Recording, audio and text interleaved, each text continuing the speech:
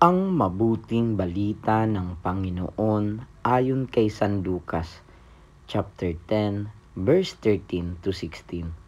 Noong panahong iyon, sinabi ni Jesus, "Kawawa ka, Corazin!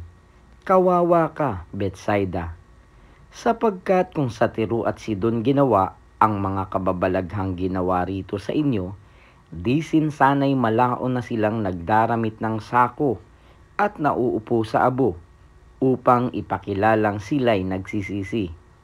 Sa araw ng paghuhukom, higit na mabigat ang kaparusahan ninyo kaysa kaparusahan ng mga taga-Tiro at taga-Sidon.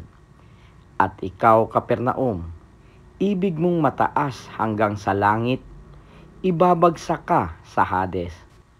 Ang nakikinig sa inyo'y nakikinig sa akin. Ang nagtatakwil sa inyo'y nagtatakwil sa akin. At ang nagtatakwil sa akin ay nagtatakwil sa nagsugo sa akin." Ang mabuting balita ng Panginoon. Pinupuri ka namin, Panginoong Hesukristo.